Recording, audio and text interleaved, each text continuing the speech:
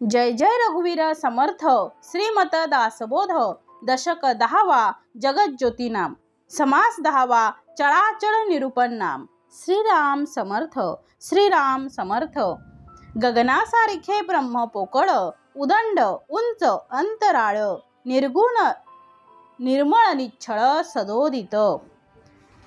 श्री समर्थानी दशक 10वा ज्याचं नाम आहे जगज्योती नाम आणि याच्यामधील शेवटचा समास चळाचळ निरूपण नाम याचं निरूपण समर्थ आज आपल्याला देत आहेत। श्री समर्थ पहिल्या ओळीमध्ये गगनासारिखे ब्रह्म पोकळ उदंड उंच अंतराळ निर्गुण निर्मळ निच्छळ सदोदित त्यास परमात्मा म्हणती अनेक नामे नेनो किती परी ते जाणीजे आदी अंती जैसे तैसे। मग आता समर्थ म्हणतात आहे गगनासारिखे ब्रह्म पोकळ। काय म्हटले समर्थानी? गगनासारिखे कोण? ब्रह्म कसा आहे? गगन कसा आहे? पोकळ आहे। मग पोकळी जशी गगनामध्ये आहे म्हणजे ब्रह्म हे कसं आहे? आकाशासारखं आहे। गगन म्हणजे आकाश, मग ब्रह्म हे आकाशासारखं आहे। मग ते कसं आहे? उदंड उंच अंतराळ। आकाश उंच आहे, अमर्याद आहे, आपण जिथपर्यंत चालत जाऊ तिथपर्यंत आकाश आहे। असं आहे की आकाश सोडून आपली जागा आहे? नाही। मग समर्थांनी सुरुवातीलाच दिलंय गगनासारखे ब्रह्म पोकळ, गगनासारखं विशाल आहे, उदंड उंच अंतराळ। मग ब्रह्म हे कसं आहे? आकाशासारखं पोकळ अमर्याद आणि उंच असं अंतराळ असून ते कसं आहे? निर्गुण निर्मळ निच्छळ सदोदित। मग ते उंच पोकळ अमर्याद असं अंतराळ असून ते सदोदित कसं आहे? नेहमीच ते निर्गुण आहे, निर्मळ आहे आणि निच्छल सुद्धा आहे। म्हणून म्हटलंय त्यास परमात्मा म्हणती अनेक नामे नेनो किती परी ते जाणीजे आदी अंती जैसे तैसे। मग त्याला समर्थाने काय म्हटलेलं आहे? परमात्मा म्हटलेला आहे। आणखीही त्याला किती नावं आहेत ते कसं जाणणार? अनेक नामे नेनो किती, आणखी नामं आहे ती कसं जाणणार? नेनो किती कशी समजणार? परी ते जाणीजे आदी अंती जैसे तैसे, पण तरी ते परब्रह्म कसं आहे? आदी सुरुवातीला आणि अंती म्हणजे शेवटी जसंच्या तसं आहे। हे आपण जाणून घेतलं पाहिजे। जैसे तैसे परी ते जाणीजे आदी अंती जैसे तैसे। या समासामध्ये अत्यंत महत्त्वाच्या गोष्टी समर्थ आपल्याला सांगतात आहे। या समासाचं नावच समर्थाने काय दिलंय? चळाचळ निरूपण नाम। चळाचळ चळाचळ असल्यामुळे कुठल्या गोष्टी चळ आहेत आणि कोणत्या गोष्टी अचळ आहेत याचं वर्णन आता समर्थ करायला घेतात आहे। म्हणून समर्थ म्हणतात गगनासारखे ब्रह्म पोकळ उदंड उंच अंतराळ निर्गुण निर्मळ निच्छळ सदोदित त्यास परमात्मा म्हणती अनेक नामे नेनो किती परी ते जाणीजे आदी अंती जैसे तैसे। मग श्री समर्थांनी परमेश्वराची अनंत नामेच आहेत सांगितलेली आहेत। आपण परमेश्वराला अनंत नामाने ओळखतो। प्रत्येकाचा परमेश्वर वेगळा आहे, म्हणजे ज्याचं नाव परमेश्वर एकच आहे तो पण अंतरात्मा एकच आहे, परंतु नावं विशेष वेगळी आहे, तो नामं वेगळी आहेत। मग तरी त्या नामामध्ये तो संपूर्ण परमेश्वर आम्हाला जाणवू शकत नाही, कारण ती शेवटी त्याची नामरूप आहेत।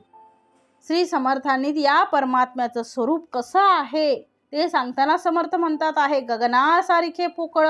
मग या परमात्म्याचं स्वरूप कसं आहे? ब्रह्माचं स्वरूप कसं आहे? या ईश्वराचं स्वरूप कसं आहे?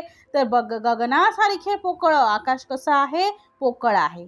पहिलं लक्षण आहे काय? गगनासारखं विशाल आहे, त्यानंतर ते पोकळ आहे आणि आकाश हे उदंड उंच आहे, तसं निर्गुण आहे, कारण निर्गुण आहे म्हणजे त्याला गुणच नाही आणि निर्मळ आहे म्हणजे त्याला कुठलाही मळ नाही, ते निच्छळ आहे।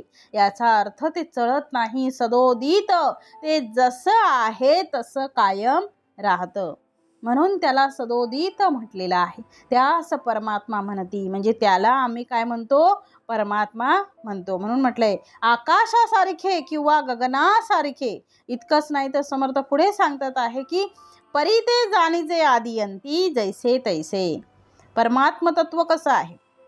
परमात्म तत्व हे जसं होतं तसंच ते आहे. त्यामध्ये कुठलाही प्रकारचा परिणाम या सृष्टीचा झालेला नाही. मायेचा कुठलाही परिणाम ब्रह्मावर झालेला नाही. ते ब्रह्म अगदी वेगळं आहे हो. पण आम्हाला असे वाटते की परमात्म्यामध्येच बदल आहे. जसं आपल्याला आकाशामध्ये पाहिल्यानंतर जसं आकाश ढवळ दिसतं, तर कधी काळं दिसतं, कधी निळं दिसतं. मग आकाश कसं आहे हो? तर आकाश जसं आहे तसंच आहे, परंतु या वेगवेगळ्या कारणाने आकाशामध्ये बदल दिसतो आहे. ढग आले तर ते काळे दिसते, निरभ्र असले तर ते निळे दिसते. कधी ऊन सावली दिसते, सूर्य कधी तेजस्वी दिसतो, तर आकाशाचा रंग वेगळा दिसतो. रात्रीच्या वेळी सूर्य नसतो त्यावेळी आकाश काळं दिसतं. मग नेमकं आकाश आहे तरी कसं हो? सकाळी वेगळं, दुपारी वेगळं, संध्याकाळी वेगळं, रात्री वेगळं आणि परत हवामानानुसार परत वेगळं. म्हणजे गगन आहे तरी कसं? समर्थ म्हणतात जसं आहे तसंच आहे. ते तुम्हाला कसं दिसतं ते दिसण्यावर हे असणं अवलंबून नाही. तसं परब्रह्म आम्हाला अशा नानाविध प्रकारे दिसते आहे, पण त्या परब्रह्माला कुठल्याही प्रकारे हा गुणदोष लागत नाही. म्हणून समर्थांनी पुढे म्हटलं आहे, विस्तीर्ण पसरला पैस, भोवता दाटला अवकाश, भासची नाही निराभास जैसे तैसे. समर्थ म्हणतात विस्तीर्ण पसरला पैस, विस्तीर्ण पसरला पैस, भोवता दाटला अवकाश, भासची नाही निराभास जैसे तैसे. मग खूप मोठी विस्तीर्ण जागा आहे, विस्तीर्ण पसरला पैस काय आहे? विस्तीर्ण, खूप मोठी विस्तीर्ण जागा आहे आणि भोवता दाटला अवकाश, तिच्या सर्व बाजूस अवकाश दाटलेले आहे.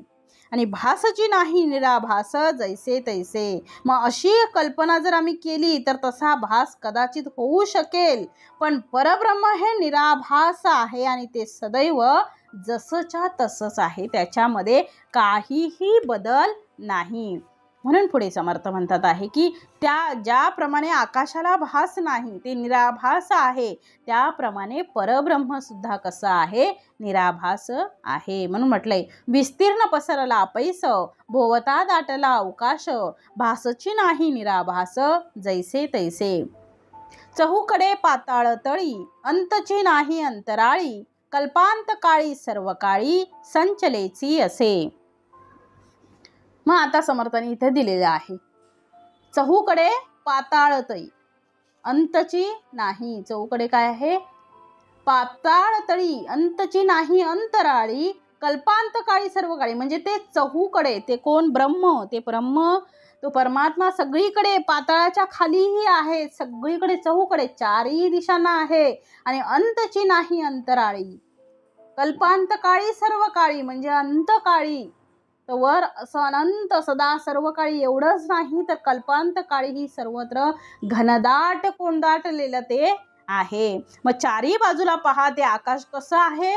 पोकळ आहे, निश्चल आहे, निरभ्र आहे, उंच आहे.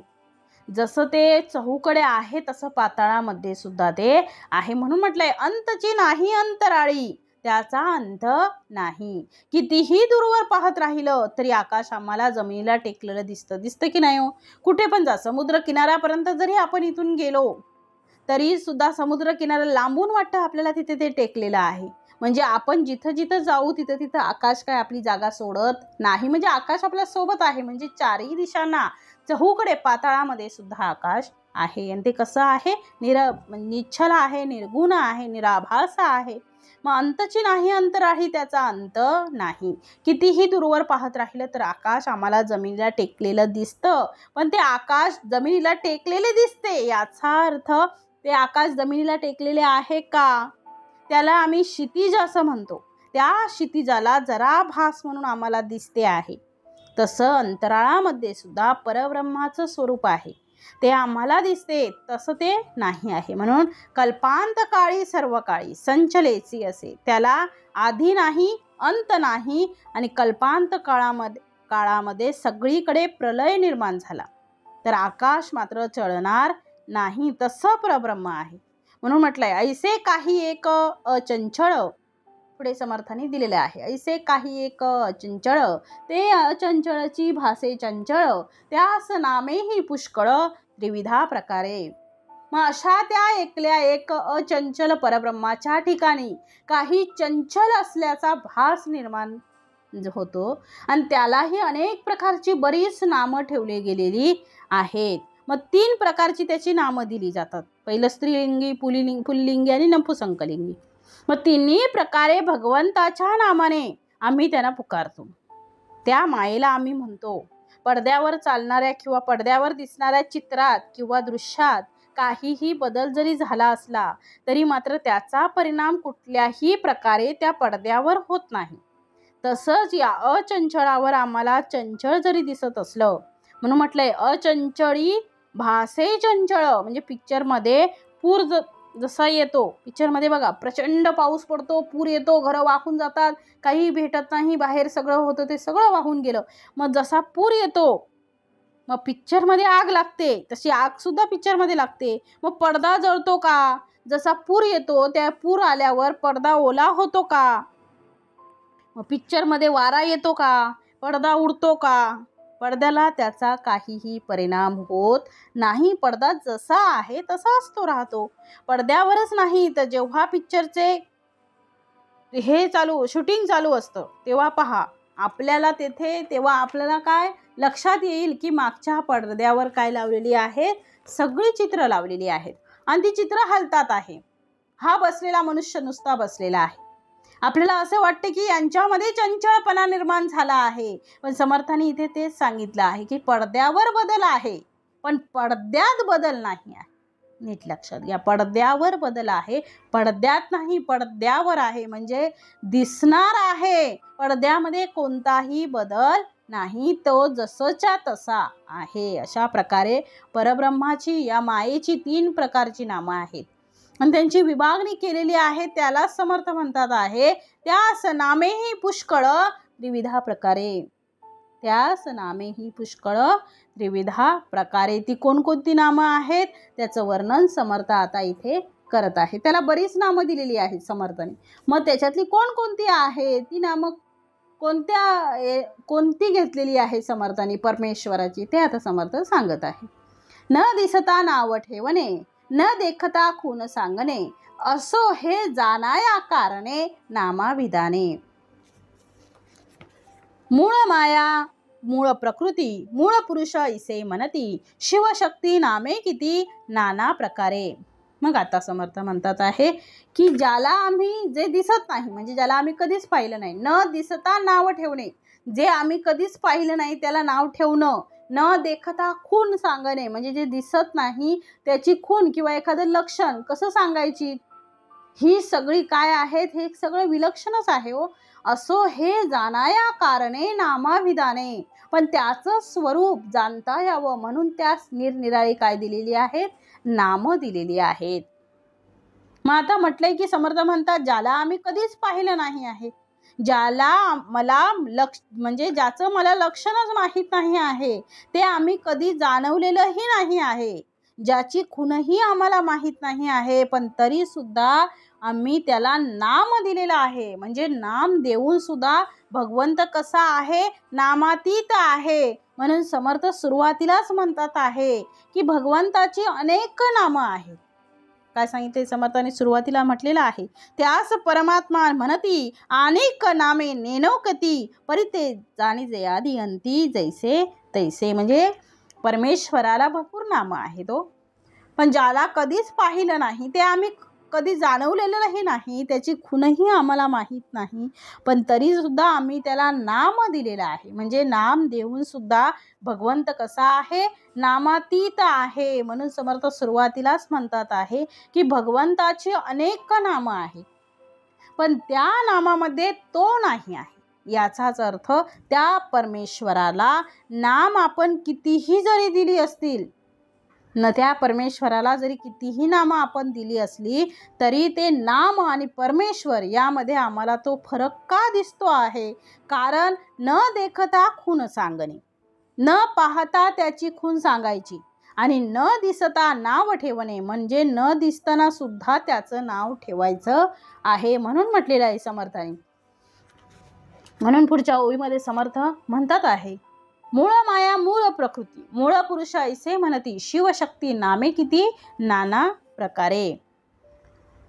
मग आता दिलंय समर्थाने इथे, न दिसता नाव ठेवणे, न देखता खून सांगणे, असो हे जाणाया कारणे नामाविधाने. मूळ माया मूळ प्रकृती मूळ पुरुष ऐसे म्हणती, शिवशक्ती नामे किती नाना प्रकारे. मग कोणी त्याला मूळ माया म्हणेल, कोणी त्याला काय म्हणेल मूळ प्रकृती म्हणेल, कोणी त्याला मूळ पुरुष म्हणेल. आणि मूळ पुरुष ऐसे म्हणती, शिवशक्ती नामे किती. शिव आणि शक्ती म्हणजे माया आणि ब्रह्म म्हणजे मूळ पुरुष आणि प्रकृती यांच्या दोघांच्या एकत्रीकरणातून शिवशक्ती निर्माण झाली. आणि तिची नामं किती सांगायची, देवींची नामं किती आहेत, खूप आहेत. परमेश्वराची नामं किती आहेत, खूप आहेत. म्हणून समर्थ म्हणतात, शिवशक्ती नामे किती, तर कशी आहेत, नाना प्रकारे. म्हणून ते म्हटलेलं आहे समर्थाने की यालाच आपण वेगवेगळी नावं दिलेली आहेत आणि त्यालाच आपण मूळ माया म्हटलं, मूळ प्रकृती म्हटलं, मूळ पुरुष म्हटलं, शिवशक्ती म्हटलं. मग आता समर्थ म्हणतात आहे इत्यादी सगळी आपण त्याची नावं दिलेली आहेत. मग आता पुढच्या ओळीमध्ये समर्थ म्हणतात, परिजे नाम ठेवले जया, आधी ओळखावे तया, प्रचिती विन कासया वल्लग्ना करावी. आता समर्थाने इथे दिलेला आहे की रूपाची परिजे नाम ठेविले जया, आधी ओळखावे तया, प्रचिती विन कासया वल्लग्ना करावी. रूपाची न धरिता सोये, नामा सरिसे भरंगळो नये, प्रत्यया विन गळंगा होये, अनुमान ज्ञाने. मग आता म्हटलंय समर्थाने, प्रचिती शिवाय म्हणजे एखाद्या गोष्टीचा अनुभव घेतल्याशिवाय, एखाद्या गोष्टीचा म्हणजे रूपातून जे नाव ठेवलेलं असतं त्याला अनुभव कसा काय घ्यावा, कारण प्रचितीशिवाय उगीच आपण काही बोलू शकत नाही. प्रचिती असेल, आपल्याला जर प्रचिती असेल तरच आपण बोलू शकतो, उगाच आपण त्याला बोलू शकत नाही. म्हणून म्हटलेलं आहे इथे समर्थाने. समर्थ म्हणतात आहे आपण उगाच त्याला नावं ठेवू शकत नाही, म्हणजे प्रचितीशिवाय आपल्याला अनुभव आल्याशिवाय आपण त्याला कसं काय नाव ठेवू शकतो. मग म्हटलेलं आहे समर्थांनी, प्रचितीशिवाय एखाद्या गोष्टीचा अनुभव घेतल्याशिवाय नुसतं त्याच्या नामाचा पुकार केल्याने काहीही लाभ होणार नाही. आणि आम्ही ज्याला नाम ठेवलं आहे त्या नामीला आम्ही ओळखलं पाहिजे. नामस्मरण, आता नामस्मरण करणे याचा अर्थ नामाच्या माध्यमातून नामीला जाणणे. आता आई मुलाला आवाज देते, समजा मुलगा 20 मुलांमध्ये खेळत असतो, त्याला काय नाव ठेवलंय, त्याचं कारण नाव का ठेवलंय, कारण तो ओळखू यावा म्हणून त्याला त्याच्या आई वडिलांनी नाव ठेवलेलं आहे. मग त्याचं कारण म्हणजे तो ओळखू यायला पाहिजे आणि मी पुकारल्यानंतर म्हणजे आईने पुकारल्यानंतर तो आला पाहिजे, याच्यासाठी त्याचं नाम ठेवलं आहे. मग तसं आम्ही भगवंताचं नाम ठेवलेलं आहे. मग त्या नामाला आम्ही पुकारत राहिल्यानंतर जो माझा मुलगा आहे त्याला जर मी ओळखू शकले नाही तर नुसता बाळा म्हणून चालेल का, नाही चालणार. त्याप्रमाणे तुमचा मुलगा जसा तुमच्या जवळ येणार नाही, त्याला कळलं पाहिजे की ही मला बोलावते आहे आणि दोघांनीही एकमेकांना ओळखलं पाहिजे, तेव्हा त्या नामस्मरणाला किंमत राहते. मग समर्थ म्हणतात, राम राम तो हर कोई कहे. खूप सुंदर ओवी आहे तो. राम राम तो हर कोई कहे, ठक ठाकुर और चोर, जिस नाम से ध्रुव प्रल्हाद तरे, वो नाम कुछ और. ध्रुव आणि प्रल्हादाने घेतलेलं नाम, ज्याने ते तरले ध्रुव प्रल्हाद. ध्रुवाची जागा कोणीही आता हटवू शकत नाही. प्रल्हाद ते केलेलं नामस्मरण आठवा आणि ठक ठाकुर आणि चोराने केलेलं नामस्मरण हे सारखंच आहे का हो? त्यामध्ये फरक आहे. नुसतं जिभेने राम राम राम राम राम राम म्हणण्याने राम आम्हाला पावणार नाही, तर त्या नामीला सुद्धा आम्ही ओळखलं पाहिजे. म्हणून समर्थ म्हणतात आहे त्या नामीला ओळखणं गरजेचं आहे. म्हणून म्हटलेलं आहे, परिजे नाम ठेविले जया, आधी ओळखावे तया, म्हणजे नाम ठेवायच्या आधी त्याला आपण ओळखता आपल्याला आलं पाहिजे हो. प्रचिती विनकासया व लग्ना करावी, प्रचितीशिवाय ते कळणार नाही. म्हणून मग जे नाव त्याला आपण ठेवलंय त्याला आम्ही पहिलं ओळखलं पाहिजे.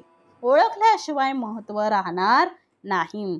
म्हणून पुढे समर्थ म्हणतात आहे, रूपाची न धरिता सोय, नामा सरिसे भरंगळू नये, प्रत्ययाविन गळंगा होये, अनुमान ज्ञाने. मग आता सांगितलं आहे समर्थाने, रूप बघून भरकटत बसू नका, अनुभव तसा आला पाहिजे. अशा प्रकारची रूपाची न धरिता सोय, नामासारखे भरंगळू नये. आम्ही रूप पाहिलं, नाम ठेवलं, रूपानुसार नाम ठेवलं. प्रत्ययाविन गळंगा होय, गळंगा म्हणजे गोंधळ. अनुमान ज्ञाने, अनुमानाने काहीही प्राप्त होणार नाही. आम्हाला अनुभवाने प्राप्त व्हावं. गुळ गुळ म्हणून गुळाची चव कळेल का हो? नाही कळणार. तो गुळ जिभेवर पाहिजे.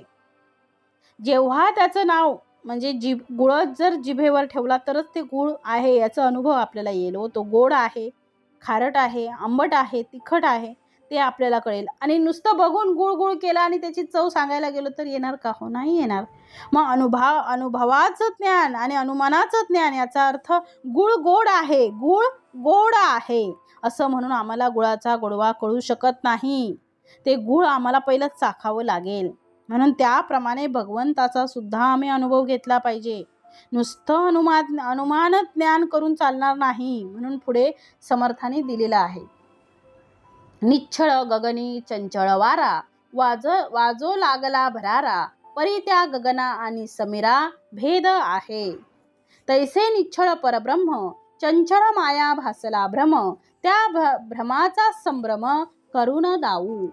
मग आता निच्छल अशा गगनात, निच्छल अशा गगनात एकाएकी सगळं चंचळ आहे आणि वारा वाहू लागलाय.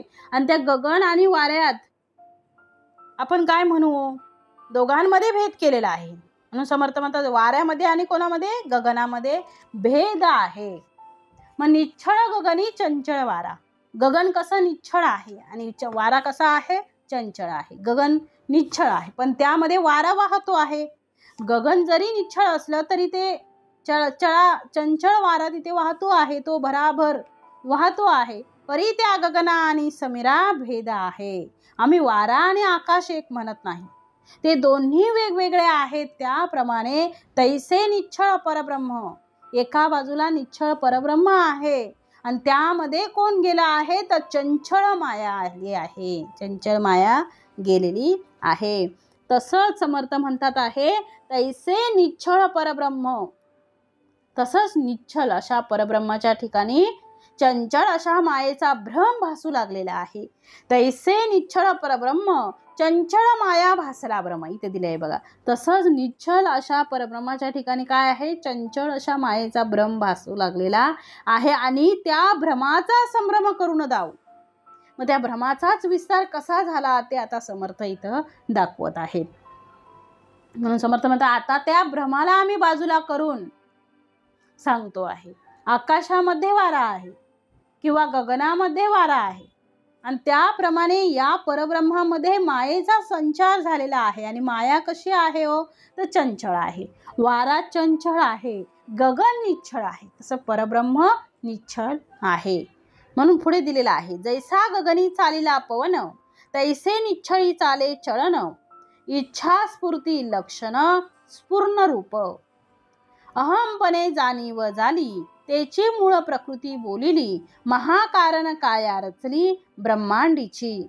मग जैसा गगनी चालिला पवन, म्हणजे जसा आकाशात वायू झाला तसंच तैसे निच्छळी झाले चळन, तसंच निच्छळ काय झालं, ब्रह्माच्या ठिकाणी चलन झालं. ब्रह्माच्या ठिकाणी निच्छळ, ब्रह्माच्या ठिकाणी हालचाल झाली. कोणती, इच्छा स्फूर्ती लक्षण स्फूर्ण रूप, कोणती आपल्याला माहित आहे, एकोहम बहुश्याम, ही इच्छा स्फुरण रूप स्फूर्ती निर्माण झाली. आणि म्हणून म्हटलंय एक हा अहम बहुश्याम, हे वचन प्रसिद्ध आहे. म्हणूनच भगवंत हा कसा आहे, एकच आहे, एकोहम बहुश्याम, एकच आहे परंतु सगळीकडे तो पुरून उरलेला आहे, सगळीकडे तोच तो आहे. पण त्यांच्या अंतःकरणामध्ये एकापेक्षा अनेक होण्याची इच्छा निर्माण झाली आणि त्याला म्हणतात आहे परमेश्वराच्या ठिकाणी माया आली. इथे बहुश्याम म्हटल्याबरोबर ती एक असताना सुद्धा तिथे अनेक रूपाने ती नटू लागलेली आहे. याचाच अर्थ अहमपणे जाणीव झाली. भगवंताच्या ठिकाणी जी अहमची जाणीव झाली त्याची मूळ प्रकृती बोलली. ती कशी आहे? मूळ प्रकृती तिला म्हणतात. भगवंत आहे तसाच आहे हो, पण तिच्यामध्ये जो अहम निर्माण झाला तिला म्हटलेला आहे माया. आणि त्या मायेतून निर्माण काय झाली? तर महाकारण काया रचली ब्रह्मांडीची. आम्ही जसं देहाचे 4 प्रकार मानतो, पहिला आहे स्थूल, दुसरा आहे सूक्ष्म, तिसरा आहे कारण आणि चौथा आहे महाकारण. तर आमच्या देहाचा जसा महाकारण आहे तसं ब्रह्मांडाचा सुद्धा इथे चौथा देह निर्माण झाला आणि तो अति सूक्ष्म आहे, सूक्ष्मातील सूक्ष्म आहे. स्थूल देह त्याच्या आतमध्ये सूक्ष्म देह आणि सूक्ष्म देह त्याच्या आतमध्ये कारण देह आणि कारण देहाच्या आतमध्ये महाकारण देह. आणि ते महाकारण देह म्हणजे काय आहे हो? ते स्फुरण आहे. तसं भगवंताला जे स्फुरण झालं त्याला अहम म्हटलेलं आहे. आणि ते अहम म्हणजे त्या अहमातील म्हणजे समर्थ म्हणतात आहे ते अहम, आणि त्या अहमालाच कोणतं रूप निर्माण झालं तर ते म्हणजे प्रकृती निर्माण झाली आणि त्याला मूळ प्रकृती म्हटलेली आहे. ती सूक्ष्म आहे. ही आम्हाला डोळ्यांनी दिसणारी जी प्रकृती आहे ही स्थूल रूपात आहे आणि त्याच्या आतमध्ये सूक्ष्म रूपात, त्याच्या आतमध्ये पुन्हा कारण रूपात आणि त्याच्या आतमध्ये कोणती आहे तर महाकारण रूपात आहे. मग त्याला जसं आपण शरीराला 4 प्रकारचे देह मानतो, शरीराचे 4 प्रकार मानतो, तसे ब्रह्मांडाचे सुद्धा 4 प्रकार आहेत. ते सुद्धा समर्थ इथे सांगत आहेत. मग समर्थांनी म्हटलेलं आहे की निर्विकार ब्रह्माच्या ठिकाणी, निर्विकार ब्रह्म, निर्गुण, निराकार, निश्चल परब्रह्माच्या ठिकाणी अहमपणाने जी जाणीव झाली तिलाच काय म्हटलेलं आहे? अहमपणे जाणीव झाली त्याची मूळ प्रकृती बोलली. मग आता समर्थ सांगतात आहे अहमपणे जाणीव झाली त्यालाच काय बोललेलं आहे? मूळ प्रकृती. अहमच्या ठिकाणी म्हणजे निर्विकार ब्रह्माच्या ठिकाणी अहमपणाने जी जाणीव झाली तिलाच काय म्हटलेलं आहे? मूळ प्रकृती म्हटलेलं आहे. महाकारण काया रचली ब्रह्मांडीची, हाच ब्रह्मांडाचा महाकारण देह आहे. आणि पुढे म्हटलेलं आहे महामाया मूळ प्रकृती, कारण ते अव्याकृती, सूक्ष्म हिरण्यगर्भ म्हणती, विराट ते स्थूल. आता समर्थांनी वरती शरीराचे चार प्रकार सांगितले, सूक्ष्म, स्थूल, सूक्ष्म, कारण, महाकारण. आता समर्थ काय म्हणतात बघा, महामाया मूळ प्रकृती, कारण ते अव्याकृती, सूक्ष्म हिरण्यगर्भ म्हणती, विराट ते स्थूल. म्हणजे हे झाले शरीराचे झाले आणि आता सांगितलेले समर्थांनी हे 4 झाले ब्रह्माचे झाले. मग आता ब्रह्मांडाचा महामाया किंवा मूल प्रकृती हा महाकारण देह आहे आणि अव्याकृती हा कारण देह आहे आणि ब्रह्मांडाच्या सूक्ष्म देहाला हिरण्यगर्भ म्हणतात आणि स्थूल देहाला विराट असं म्हटलेलं आहे. म्हणून इथे समर्थांनी दिलेलं आहे की आता समर्थांनी उलट क्रम लावलेला आहे. सगळ्यात आतमध्ये काय आहे तर मूळ माया आहे, महामाया, ज्याला आम्ही म्हटली मूळ प्रकृती. ज्या मूळ प्रकृतीच्या आतमध्ये काय आहे तर अव्याकृती आहे. इकडे काय आहे तर कारण आहे आणि तिकडे आहे सूक्ष्म. इकडे हिरण्यगर्भ आणि स्थूलाला म्हटलं आहे विराट. मग सगळ्यांच्या जोड्या किती सुंदर लावलेल्या आहेत बघा समर्थाने. पहिली जोडी नीट श्रवण करा. पहिली जोडी महामाया मूळ प्रकृती. मूळ प्रकृती याचाच अर्थ महाकारण, म्हणजे देहाच्या दृष्टीने आपण त्याला महाकारण म्हणूया आणि ब्रह्मांडाच्या दृष्टीने त्याला मूळ प्रकृती म्हणू. आणि त्याच्या आतमध्ये गेल्यानंतर देहाच्या दृष्टीने कारण आहे आणि कारण देह म्हणजे ब्रह्मांडाच्या दृष्टीने काय आहे तर त्याला म्हटलेलं आहे अव्याकृती, म्हणजे कारणाला अव्याकृती आली. मग त्यात पुन्हा आतमध्ये त्याच्या आतमध्ये काय आहे सूक्ष्म आहे. मग सूक्ष्माला इकडे ब्रह्मांडाच्या दृष्टीने हिरण्यगर्भ म्हटलेलं आहे आणि एकदम बाहेरचं आवरण ज्याला आम्ही स्थूल देह म्हणतो त्याला म्हटलेलं आहे विराट. मग आता आतून बाहेर जाऊ किंवा बाहेरून आत जा, काही फरक पडणार नाही, ते सेमच होतं. मग आतापर्यंत आपण आतून बाहेर आलो, आता आपण बाहेरून आत जाऊ. पहिल्यांदा नीट श्रवण करा. पहिल्यांदा शरीर म्हणजे स्थूल देह, कन्फ्युजन नको. शरीर म्हणजे काय आहे? स्थूल देह. एक झाला. आता ब्रह्मांडाच्या मानाने विराट म्हणजे इकडं स्थूल देह ब्रह्मांडाच्या मानाने, आणि परमेश्वराचा विराट देह. स्थूल आणि विराट, इकडे शरीर आणि तिकडं परमेश्वर. जसं आपण काय अर्थ सांगतो तसं जे आपण त्यांचा व्याख्या सांगतो किंवा जे आपण हे जोड्या लावतो, तसंच समर्थ म्हणतात आहे पहिलं काय आहे आपल्याला सोयीचं वाटेल असं. परमेश्वराच्या ठिकाणी हिरण्यगर्भ, मानवाचा देह म्हणजे शरीर हा स्थूल झाला आणि परमेश्वराचा विराट झाला. मग इकडे मानवाचा स्थूल देहाच्या आतमध्ये परत काय येतो? सूक्ष्म देह. मग परमेश्वराच्या आतमध्ये काय येतो? हिरण्यगर्भ. जसा शरीराच्या आतमध्ये स्थूल देह, स्थूलाच्या आतमध्ये सूक्ष्म देह, जसा इकडे विराट, विराटाच्या आतमध्ये हिरण्यगर्भ, आणि मानवाचा म्हणजे स्थूल देह आणि सूक्ष्म, आणि सूक्ष्माच्या पुन्हा आतमध्ये देह. ते कारण देहाच्या प्रमाणे इकडे ब्रह्मांडाच्या दृष्टीने विराट, हिरण्यगर्भ आणि त्याच्या आत अव्याकृती, आणि त्या अव्याकृतीच्याही आतमध्ये जसं या ठिकाणी महाकारण देह आहे, ज्याला आम्ही काय म्हटलं? स्थूल, सूक्ष्म, कारण आणि महाकारण. सगळ्यात आतला महाकारण. चौथा, आदी बीजांकुर वटबीजाप्रमाणे डोळ्यांनी दिसणारच नाही तशा प्रकारचं स्फुरण देहात आहे, म्हणून तो अहम आहे. आमच्या शरीरात जो अहम आहे त्याला म्हटलं आहे महाकारण. मात्र इकडे ब्रह्मांडाच्या दृष्टीने तो अत्यंत सूक्ष्म आहे आणि तिथे स्फुरण निर्माण झालेलं आहे. त्या स्फुरणाला काय म्हटलेलं आहे? सदर समर्थ म्हणतात त्या स्फुरणाला मूळ प्रकृती किंवा अहम म्हटलेलं आहे. त्यालाच आपण वेगवेगळी नामं दिलेली आहेत. त्यालाच मूळ माया म्हटलेलं आहे, त्यालाच जाणीव म्हटलेलं आहे, त्यालाच अहमची स्फूर्ती म्हटलेलं आहे. तीच मूळ प्रकृती आहे. आणि म्हणून ब्रह्मांडाचे 4 देह, तर पहिला आहे विराट, हिरण्यगर्भ, अव्याकृती आणि मूळ माया आणि मूळ प्रकृती. तसंच शरीराच्या दृष्टीने स्थूल, सूक्ष्म, कारण, महाकारण अशा प्रकारचे देह. याचा अभ्यास करणं यालाच समर्थांनी पंचीकरण म्हटलेलं आहे. काय हो? पंचीकरण म्हटलेलं आहे. काही काही शब्द आपल्याला कळत नाही पण ते खूप इझी असतात हो, म्हणून ते उत्तमाचं श्रवण करावं, नीट बारीक लक्ष द्यावा.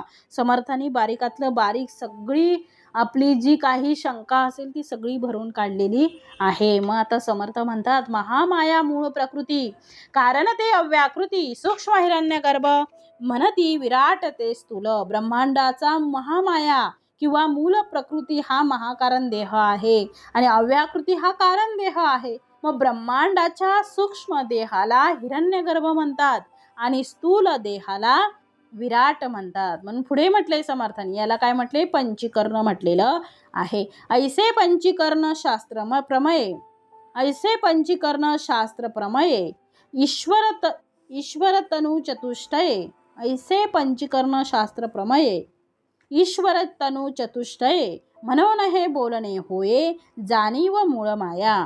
परमात्मा परमेश्वर परेश ज्ञानघन ईश्वरू जगदीश जगदात्मा जगदेश्वरू पुरुष नामे.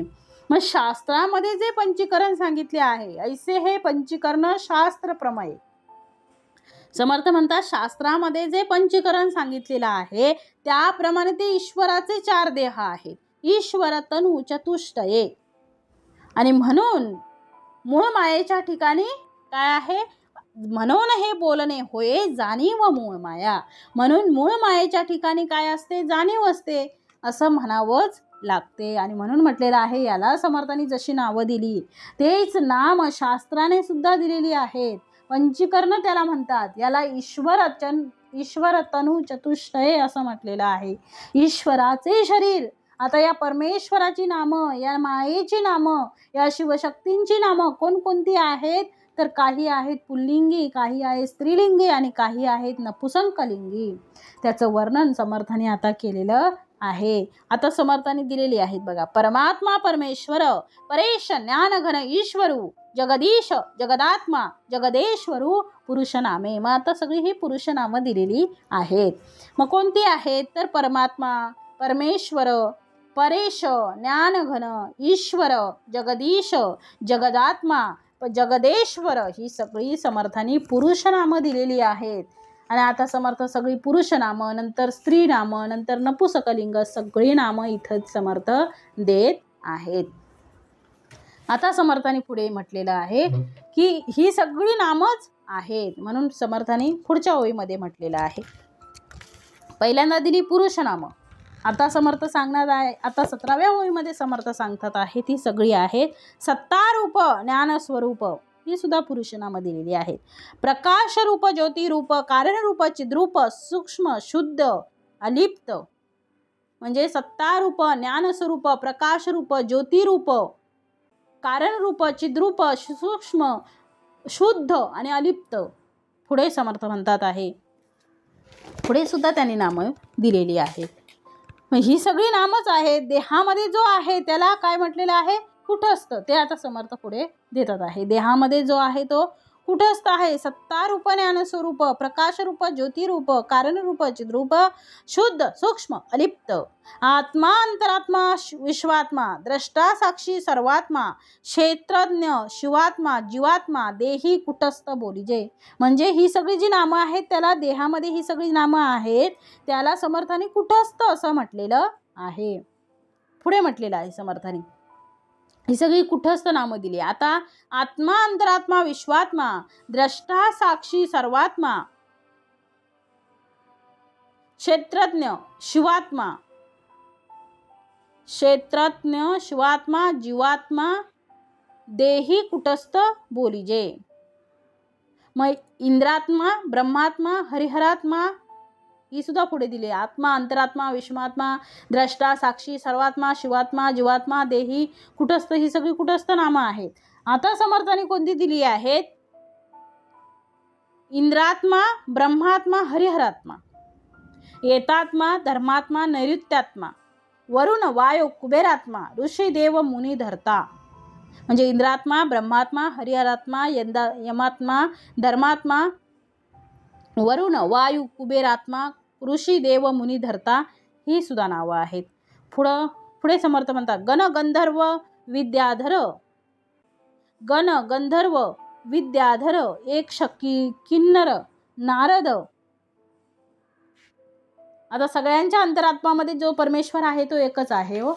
गण, गंधर्व, विद्याधर, यक्ष, किन्नर, नारद, तुंबर, सर्व लोकांचे अंतर, तो सर्वांतरात्मा बोलीजे.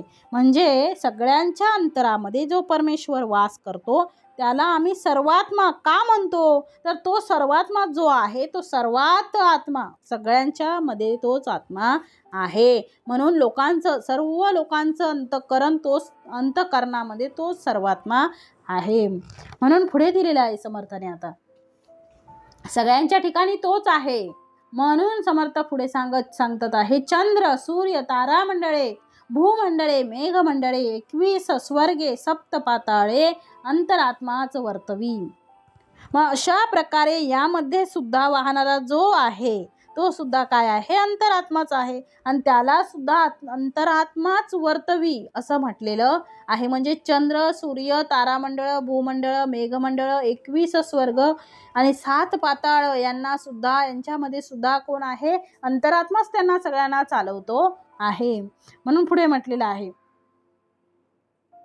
गुप्तवल्ली पाल्हाळली, तिची पुरुष नामे घेतली, आता स्त्री नामे ऐकली पाहिजे श्रोती. आता समर्थ म्हणतात आहे की मूळ मायारूपी गुप्त वेल जे आहे तिचा अफाट विस्तार झाला आहे. आता समर्थाने पहिल्यांदा पुरुषवाचक नामं दिली. आता श्रोत्यांनी स्त्रीवाचक नामं ऐकावी असं समर्थ इथे म्हणतात आहे. म्हणून आतापर्यंत आपण सगळी पुरुष नामं ऐकली. पुढे आपण स्त्री नामं आणि नपुसकलिंगी कोणती नामं आहेत नपुसक ती आता आपण बघणार आहोत. याचा विचार आता आपण करूया. श्री समर्थाने या सगळ्या नामांमध्ये गण, गंधर्व, विद्याधर, यक्ष, किन्नर, नारद, तुंबर, सर्व लोकांचे अंतर, तो सर्वांतरात्मा बोलीजे. तो सर्वांतरात्मध्ये असलेला आत्मा, सर्वांतरात्मा हा परमेश्वर, ही मूळ माया, जगज्योती ही या सर्व लोकांमध्ये विविध गुणांनी, विविध कलांनी ती नटलेली आहे. म्हणून समर्थ म्हणतात आहे गण, गंधर्व, गण असेल, गंधर्व असेल, गंधर्वामध्ये गायन आहे, विद्याधर आहेत, वरुण आहेत, यक्ष, किन्नर, नारद, तुंबर हे सगळे आहेत आणि या सगळ्यांमध्ये ती जगज्योती वास करते. तो इंद्राचा आत्मा असेल, ब्रह्माचा आत्मा असेल, हरिहरांचा आत्मा असेल, यमाचा आत्मा असेल, धर्मात्मा असेल, नैऋत्यात्मा असेल, वरुण वायो धारण करता असेल, वरुण वायो कुबेरात्मा असेल, ऋषी किंवा देव किंवा मुनी या सगळ्यांना धारण करणारा, या सगळ्यांनी धारण ज्यांना केलंय तो जो अंतरात्मा आहे, त्या सगळ्यांचा, त्या अंतरात्म्याचाच विचार समर्थ या सगळ्यांमध्ये करतात आहे. म्हणजे या सर्वांमध्ये एकच जाणीव वास करते आहे आणि या सगळ्यांमध्ये एकच तो परमात्मा, एकच तो अंतरात्मा नटलेला आहे. आणि म्हणून अंतःकरणाचा विचार करताना सर्वांचं एकच अंतःकरण आहे असेही समर्थ सांगतात आहे. आणि पुढे समर्थ म्हणतात, कारण मागे पण समर्थांनी ते दिलेलं आहे, सर्वांचं अंतःकरण कसं आहे, एक आहे हे दिलेलं आहे. आणि आता समर्थ पुढे म्हणतात आहे,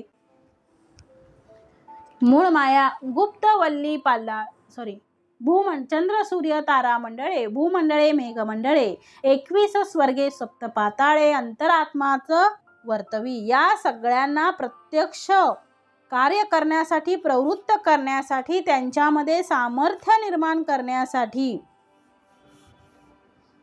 या सगळ्यांना प्रत्यक्ष कार्य करण्यासाठी, त्यांच्यामध्ये सामर्थ्य निर्माण करण्यासाठी, त्यांच्यामध्ये चैतन्य रूप निर्माण करण्यासाठी याच अंतरात्म्याची गरज आहे. आणि त्याच्याशिवाय ते चलित होऊ शकत नाही. याचा अर्थ तो सजीव असेल किंवा निर्जीव असेल, सर्वांमध्ये मात्र ती जगज्योती वास करते आहे. सजीवांमध्ये आपलं अंतःकरण हे प्रगट करण्याचं सामर्थ्य असल्यामुळं ते आपल्या मनातल्या गोष्टी हालचालीतून व्यक्त करू शकतात. परंतु निर्जीवाला ते अंतःकरण जरी असेल, पण त्याचा विकास तेवढा न झाल्यामुळे ते चलित होऊ शकत नाही. परंतु ती जगज्योती मात्र सर्वांमध्ये, सर्वत्र ती वास करते आहे. आणि म्हणून समर्थ म्हणतात आहे की आता स्त्री नामं कोणती कोणती आहेत ती आपण ऐकूया. समर्थाने आता दिलेली आहेत.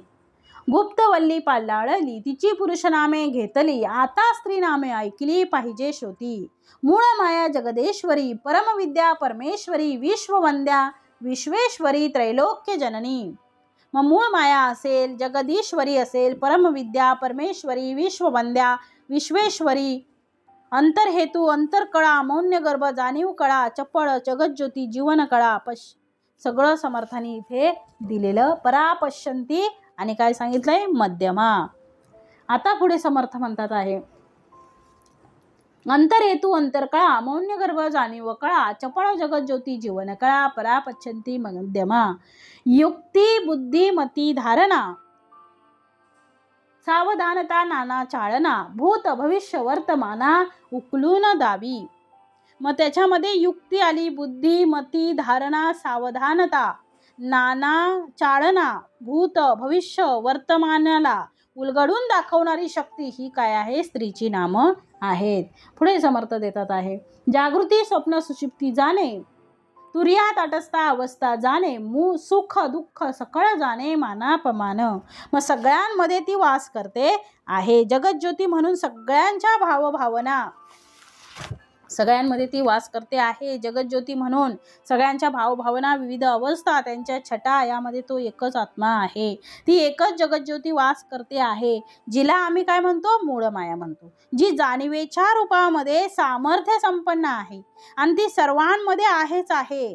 ती अजून कुठे आहे, तर जागृती स्वप्न सुषुप्ती जाणं, ती जगज्योती काय काय जाणते, तर तिला जागृती माहिती आहे, तिला स्वप्न माहिती आहे आणि तिला सुषुप्तीही माहिती आहे, तिला तुर्याही माहिती आहे, तटस्थ तिला सगळी माहिती आहे, अवस्था जाणे, सुख दुःख सकळ जाणे, मानापमान ती सर्व जाणते. आपण म्हणू की कशी काय जाणते, तर ती आमच्यामध्ये आहे म्हणूनच आम्हाला हे सगळं जाणवतंय. आम्हाला कळतं की नाही, आम्ही दुःखात आहोत, आम्हाला कळतंय, आम्ही सुखात आहोत तेही कळतंय. सुखाची अनुभूती सुद्धा तीच माया करते आणि दुःखाची अनुभूती सुद्धा तीच माया करते आहे, आम्हाला करून देते आहे.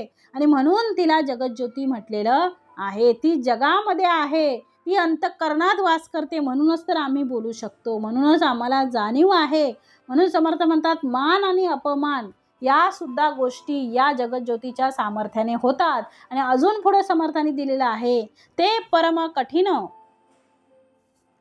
ते परम कठीण कृपाळू, ते परम कोमळ स्नेहाळू, ते परम क्रोधी लोभाळू, मर्यादे वेगळी. ती कशी आहे? अत्यंत कठीण आहे, ती कृपाळू आहे, परम कोमल आणि कशी स्नेहाळू आहे. त्याचबरोबर परम क्रोधी असून ती अमर्याद प्रेम करणारी सुद्धा आहे. म्हणून म्हटलेलं आहे समर्थांनी, मनुष्याचा स्वभाव कधी कधी बघा कठोर असतो, तर कधी मेनाहून मऊ होतो.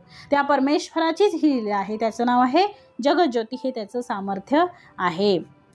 शांती, क्षमा, विरक्ती, भक्ती, अध्यात्म विद्या, सायुज्य, मुक्ती, विचारणा, सहज स्थिती, जयेचिनी. मग तिच्यामुळे शांती, क्षमा, विरक्ती, भक्ती, अध्यात्म विद्या, सायुज्य, मुक्ती, विचारणा आणि सहज स्थिती अनुभवास आपल्याला येते आहे. पुढे दिले समर्थाने, पूर्वी पुरुष नामे, म्हणजे तिच्यामुळे काय होतं? शांती, क्षमा, विरक्ती, भक्ती सगळं जयेचेनी, म्हणजे तिच्यामुळे, जिच्यामुळे, त्या जगज्योतीमुळेच, त्या मूळ मायेमुळेच आम्हाला अशा प्रकारच्या सगळ्या गोष्टी आम्हाला जाणवतात, आमच्यामध्ये त्या वास करतात. शांती आमच्यामध्ये आहे, क्षमा आहे, विरक्ती आहे, भक्ती आहे, अध्यात्मविद्या आहे, सायुज्यमुक्ती आहे. अशा प्रकारच्या सगळ्या गोष्टी जगज्योतीच्या जाणीवेच्या रूपाने, या मूळ मायेच्या रूपाने आम्हाला दिसतात आहे. या सगळ्या शब्दांचा अर्थ एकच आहे हो. कोणी मूळमाया म्हणेल, कोणी गुणमाया म्हणेल, कोणी प्रकृती पुरुष म्हणेल, कोणी शिवशक्ती म्हणेल, कोणी जगज्योती म्हणेल, कुठल्याही नावाने पुकारा, ती आहे म्हणून आम्ही आहोत, ती नसेल तर आम्ही नाही. तिचंच सगळं सामर्थ्य आहे. प्रागट्य हे मायेचं सामर्थ्य आहे आणि प्रागट्य मागची शक्ती हे ब्रह्माचं सामर्थ्य आहे. म्हणजे माया आणि ब्रह्मामुळे जगत आम्हाला दृश्य स्वरूपात दिसते आहे. पूर्वी पुरुषनामे बोलली, मी पूर्वी तुम्हाला पुरुषनाम सांगितली, पुरुषनामे सांगितली. आता काय सांगितलंय? पूर्वी पुरुषनामे बोलली, उपरी स्त्री नामे निरोपिली, आता नपुसक नामे ऐकली पाहिजे चंचळाची. मग आता नपुसक नाम मी सांगत आहे. आता चंचळाची नामं ऐका. चंचळ म्हणजे काय? तर तीच आमची मूळ माया, ती चंचळ आहे म्हणून चळाचळ निरूपण नाम, म्हणजे त्याच्यात निश्चळ आणि चंचळ या दोन्ही गोष्टी एकत्र आल्या आहेत. प्रकृती आणि पुरुष या दोन्ही गोष्टी एकत्र आलेल्या आहेत. ब्रह्म आणि माया हे दोघेही एकत्र आलेले आहेत. आणि आता चंचळाची नामं कोणती आहेत मी ती तुम्हाला सांगतो.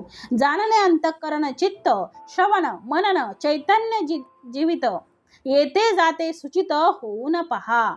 मग जाणणे, अंतःकरण, चित्त, श्रवण, मनन, चैतन्य, जीवित, जाणणारे आणि जाणारे आणि येणारे हे सर्व सावध होऊन आता ऐका असं समर्थ सांगत आहेत. एवढीच नपुसक नामं सुद्धा तुम्हाला दिलेली आहेत. ती पुरुष नामं सुद्धा नटलेली आहे नामामध्ये, म्हणजे जी नपुसक आहे ती पुरुष नामांमध्ये सुद्धा आहे, ती स्त्री नामाने सुद्धा आहेत आणि नपुसक नामाने सुद्धा नटलेली आहेत. परंतु या तिघांना 3 नावे आपण अलग अलग दिलेली आहेत. म्हणून मी पण असेल, तू पण असेल, जाण पण असेल, ज्ञाते पण असेल, सर्वज्ञ पण असेल, जीव पण असेल, शिव पण असेल, ईश्वर पण असेल, अलिप्त पण असेल, याला कोणत्याही नामाने बोला, जे बोलले जाते अशा प्रकारे नपुसक नामाने सुद्धा ती सर्वत्र प्रसिद्ध आहेत. ऐसी नामे उदंड असती, मी पण, तू पण, जाणपण, ज्ञातेपण, सर्वज्ञपण, जीवपण, शिवपण, ईश्वरपण, अलिप्तपण बोलीजे. म्हणजे मी पण, तू पण, जाणपण, ज्ञातेपण, सर्वज्ञपण, जीवपण, शिवपण, ईश्वरपण, अलिप्तपण ही सर्व नामं त्याच्यामध्ये आली. ऐसी नामे उदंड असती, अशी नामं खूप आहेत, असंख्य नामं आहेत. परी ते एकची जगज्योती, विचारवंत ते जाणती सर्वांतरात्मा. म्हणजे विचारवंत असतात तेच जाणतात की जगज्योती म्हणजे सर्वात्मा आहे. अशी नामं किती सांगावी. पुरुष नामं उदंड आहेत, स्त्री नामं उदंड आहेत आणि नपुसक नामं सुद्धा उदंड आहेत. म्हणून म्हटलेलं आहे समर्थांनी पुढे, आत्मा जगज्योती सर्वज्ञपण, तिन्ही मिळवण एकची जाण, अंतकरणची प्रमाण नेप्ती मात्र. मग सर्वांतरात्मा, सर्वांच्या अंतरात असलेला आत्मा, ज्याला समर्थांनी परी ते एकची जगज्योती, म्हणून आपण आपल्या डोक्यामध्ये, चित्तामध्ये असा ठाम निश्चय करा की जगज्योती आहे म्हणून सगळं चालते आहे. आणि ती जगज्योती जी आहे तिचं नाव विविधे आहेत. म्हणून समर्थांनी जी वरची सगळी नामं दिली आहे ती जगज्योतीचीच नामं आहेत. आणि आता या जगज्योतीचे 3 प्रकार पडतात, स्त्री, पुरुष, नपुसक. या तिन्ही नामांना समर्थांनी स्पष्ट केलेलं आहे. आता आत्मा जगज्योती सर्वज्ञपण, आता आत्मा म्हटलं की तो आला म्हणजे पुल्लिंगी आला. म्हणजे जगज्योती, मूळ माया, शिवशक्ती ही 3ही लिंगांनी नटलेली आहे. पहिलं तिने पुरुषलिंग धारण केलं तो आत्मा, स्त्रियांच्या मध्ये असलेला सुद्धा तो जीव, म्हणून समर्थ म्हणतात आत्मा म्हटलं की आम्ही पुल्लिंगी हा शब्द वापरतो. मग जगत ज्योती किंवा मूळ माया पुल्लिंगी सुद्धा नाम धरून आहे, दुसरं स्त्रीलिंगी सुद्धा नाम धरून आहे. म्हणून समर्थाने हे सगळं सांगितलेलं आहे की पुरुषवाचक, स्त्रीवाचक, नपुसक, शुद्ध जाणीव स्वरूप अंतःकरण हेच याला काय आहे, प्रमाण आहे. ढीग झाले पदार्थाचे, पुरुष स्त्री नपुसक नामाचे, परंतु सृष्टी रचनेचे किती म्हणून सांगावे. मग आम्ही तिन्ही मिळून एकची जाण म्हणजे जाणीव म्हणजे अंतःकरण, म्हणून सकळांचे अंतःकरण कसं आहे, एकच आहे. मागे आपण ते पाहिलं. मग पुढे समर्थ सांगतात आहे की अंतःकरण एक असल्यामुळे जाणीव स्वरूपात दोन्ही एकच आहे. जाणीव स्वरूपात एकच आहे याचा अर्थ जसं उंदीर मांजरीला घाबरतो आणि मांजर सुद्धा भीतेच म्हणून ती पळते. कुत्र्याला पाहिलं की मांजर पळते, म्हणजे उंदरामध्ये अंतरात्मा एकच आहे, मांजरीमध्ये तेच अंतःकरण आहे आणि त्या कुत्र्यामध्ये सुद्धा तेच अंतःकरण आहे. कारण त्या कुत्र्याच्या मागे जर लांडगा लागला तर कुत्रा पळू लागेल, लांडग्याच्या मागे जर वाघ लागला तर लांडगा पळू लागेल आणि वाघाच्या मागे जर सिंह लागला तर वाघ पळू लागेल. आणि त्या सिंहाच्या मागे त्यालाही भीतीच आहे, तो घाबरत नाही असे नाही. म्हणजे भीती नावाची जाणीव सर्वांमध्ये आहे हो. त्या उंदरापासून त्या सिंहापर्यंत, त्या लहान बाळापासून त्या म्हाताऱ्या माणसापर्यंत, वृद्ध माणसांपर्यंत सगळ्यांचं अंतःकरण एकच आहे. अंतःकरणात फरक नाही आहे. आपलंच घ्या ना, आपण लहान असताना जे वाटत होतं, जसं मन आपलं होतं तसंच मन आताही तुमचं आहे. कशात बदल झालाय तर आमच्या फक्त शरीराच्या आकारात बदल झाला, रूपात बदल झाला, गुणात बदल झाला, परंतु अंतःकरणात बदल झालेला नाही. कारण अंतःकरण ते एकच आहे. ते बालकाला वाटते, ते वडिलांना वाटते, जे वडिलांना वाटतं तेच आजोबांना वाटते. शेवटी आजोबा जरी झाले असले तरी सुद्धा नातवाचं अंतःकरण त्यांना कळतं, कारण शेवटी अंतःकरण काय आहे तर एक आहे. मुलगी ही सासू जरी झाली असेल तरी तिला मुलीचं अंतःकरण कळते, सुनेचं सुद्धा अंतःकरण तिला कळतं, आणि मुलगी जरी आई झाली असेल तर आईचं अंतःकरणही तिला कळू लागते. प्रत्येकाला एकमेकांचं अंतःकरण कळतं. याचाच अर्थ हा की प्रत्येकाची जाणीव एक असल्यामुळे भय, चिंता, सुख, दुःख, प्रसन्नता, आनंद सर्वांना सारखाच आहे. सर्वांना जल ते शीतलच आहे, सर्वांना अग्नी तो तेजाळच आहे. सगळ्यांच्यासाठी अग्नी हा चटकाच देणारा आहे. का? कारण अंतःकरण एक आहे. म्हणून फक्त स्त्रीला स्वयंपाक करताना चटक्याचा अनुभव असतो, म्हणून तो चटका किती तीव्र आहे हे तिला अंदाज येतो. म्हणून तव्यावरची चपाती स्त्रीला पटकन पलटवू शकते, परंतु पुरुषांना वेळ लागतो, कारण त्यांना अनुभव नाही, चटका कसा लागेल याची जाणीव नाही.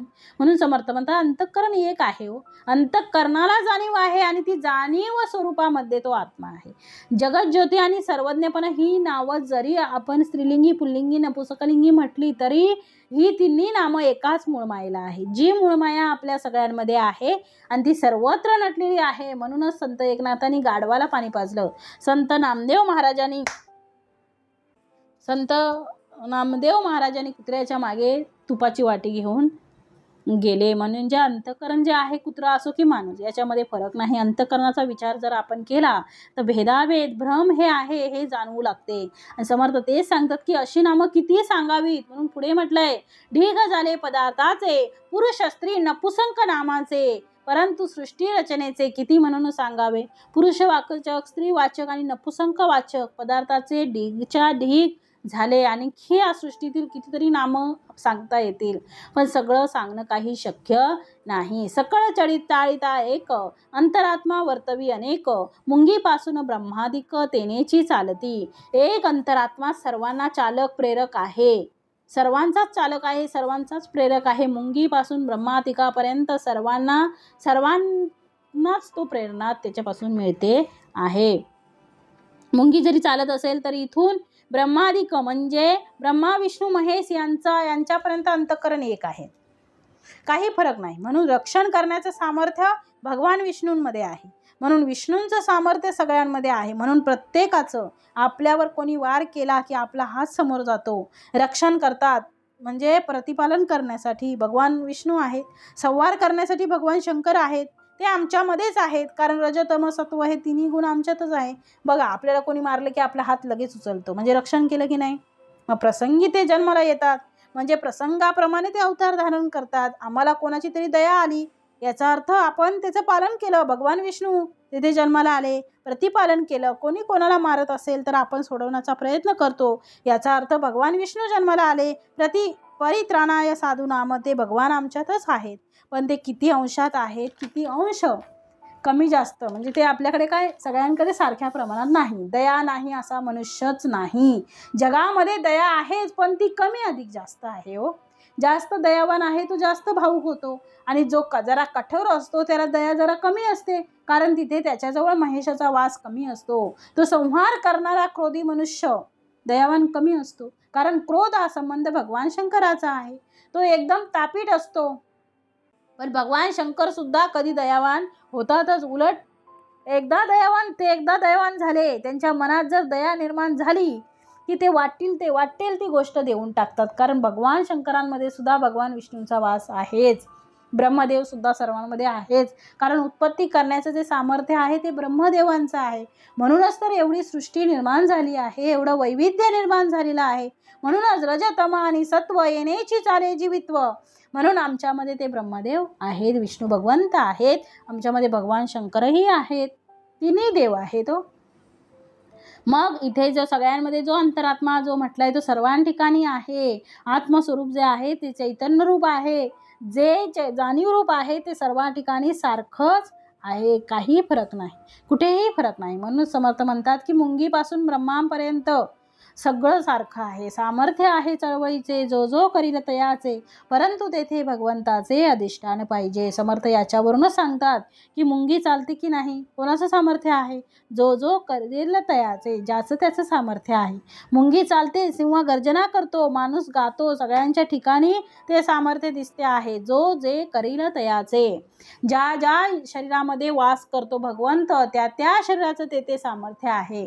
म्हणजे वाघाची डरकाळी कुत्र्याला करता येणार नाही, आणि कुत्र्याचं भुंकणं वाघाला जमणार नाही. जो जे करील तयाचे, परंतु तेथे भगवंताचे अधिष्ठान पाही.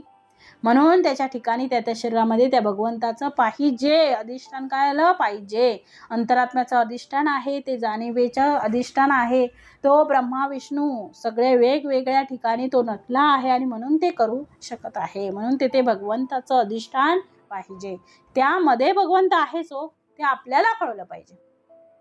तसं आमच्या सर्वांच्या हृदयामध्ये तो परमेश्वर आहे. आमच्या सर्वांमध्ये नुसता मानव नाही तर मुंगीपासून ब्रह्मादिकापर्यंत सर्वांमध्ये तो भगवंत आहे. म्हणून सर्व चालतं आहे ते आपल्याला दिसलं पाहिजे. मुंगीमध्ये सुद्धा तो परमेश्वर आहे, आणि म्हणून सामर्थ्य आहे चळवळीचे, जो जो करील तयाचे. म्हणून समर्थ म्हणतात आमच्या अंतरी वसलेला आहे. जीवसृष्टीचं जे चलन आहे ते परब्रह्माच्या एका अधिष्ठानावर आहे. म्हणजे झाडाला पालवी फुटण्यापासून ते झाडाला फळ येण्यापर्यंत झाडाचं सगळं संचलन एक फक्त चैतन्य रूप करते आहे. म्हणून झाडाला सुद्धा जीव आहे. असं संशोधन जगदीशचंद्र बोस यांनी केलेलं आहे हो. त्यालाच आम्ही चैतन्य म्हटलं, आणि त्यालाच आम्ही अंतरात्मा म्हटलेलं आहे. आणि म्हणून समर्थ पुढे म्हणतात आहे, सकळ चाळिता एक अंतरात्मा वर्तवी अनेक, मुंगीपासून ब्रह्मादिक तेनाची चालती. तो अंतरात्मा आहे कैसा प्रस्तुत ओळखावा, मासा नाना प्रकारीचा तमासा तेथेची आहे. तो कळतो तरी परी दिसेना, प्रचित येते परी भासेना, शरीरी असे परी वसेना. आता समर्थाने सांगितलंय की तो आहे हे कळतं पण दिसत नाही, त्याची प्रचिती येते पण तो भासत नाही, शरीरात असतो पण एका ठिकाणी राहत नाही. तीक्ष्णपणे गगनी भरे, सरोवर देखताच पसरे, पदार्थ लक्षून उरे चहूकडे. मग एका ठिकाणी तो वासच करत नाही, तो कळतो पण दिसत नाही.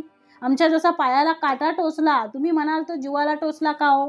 तो पायाला जरी टोचला असाल तरी जीव तेथे सुद्धा आहे. म्हणून पायाची आग होते, पाय दुखतो, केसाला धक्का लागला तर त्रास होतो, कारण तो अंतरात्मा जो आहे तो तिथे जाऊन पोचतो. तो संपूर्ण शरीरामध्ये तो वास करतो आहे.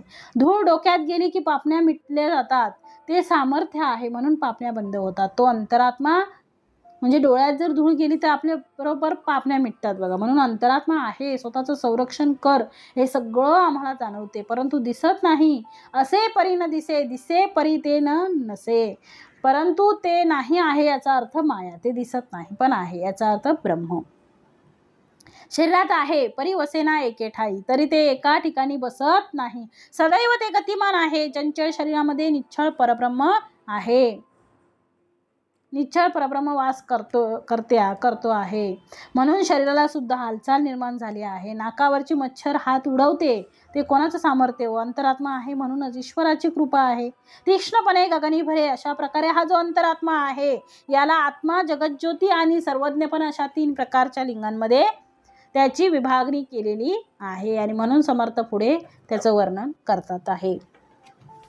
पुढे समर्थांनी सांगितलंय, जैस कित्येक दृष्टीने देखे, किती एक रसनेने चाखे, किती एक ते ओळखे, मने करुणी श्रोती बैसोन शब्द ऐकतो, घ्राणेंद्रिये वास घेतो, त्वचेंद्रिये जाणतो, शीतोष्णाधिक म्हणजे कानात बसून तो शब्द ऐकतो, नाकाने वास घेतो, स्पर्शेंद्रियाने शीत काय उष्ण गरम आहे की थंड आहे हे त्याला कळतं.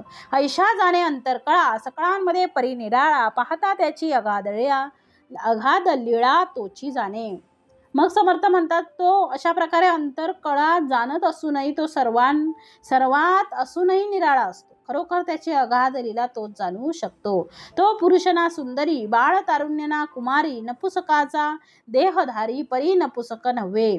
मग तो पुरुष नाही, स्त्री नाही, बाळ नाही, तरुण नाही, कुमारी नाही, नपुसकाच्या देहातही तोच असतो, परंतु तो कसा आहे? नपुसक नव्हे.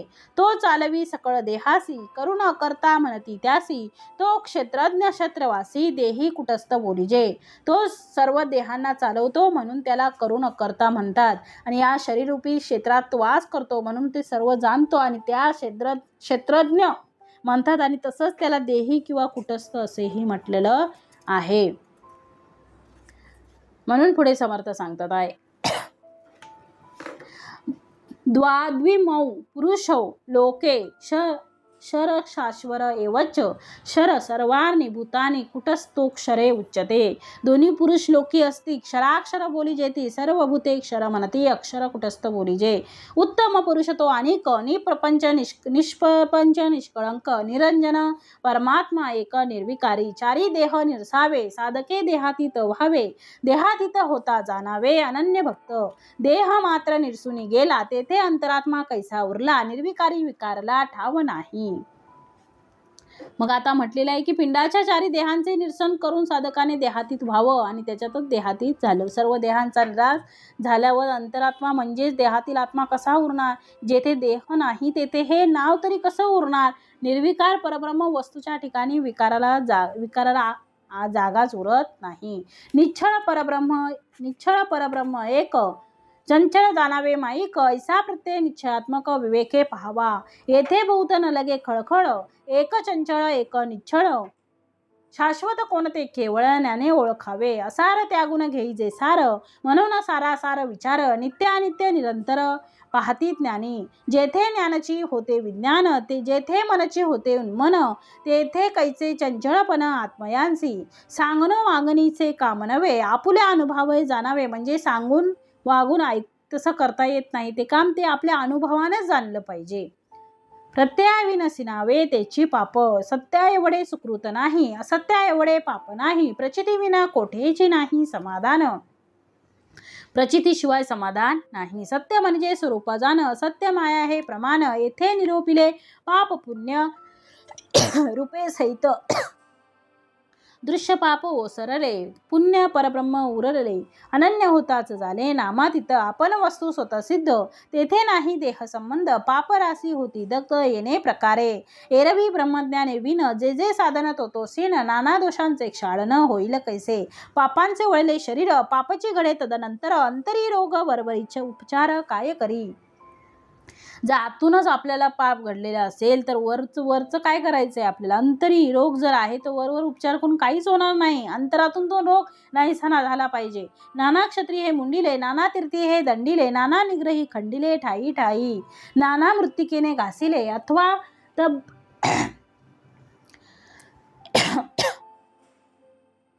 नाना व्रते नाना दाने, नाना योग तीर्थाटने, नाना मत्तिकेने घासिले, अथवा तप्त मुद्रेने लासिले, जरी हे वरी तासिले तरी ते शुद्ध नव्हे. म्हणजे अनेक ठिकाणच्या मातीने ते घासले अथवा तप्त मुद्रेने डागले किंवा वरवर तासून जरी काढलं तरी ते शुद्ध होणार नाही.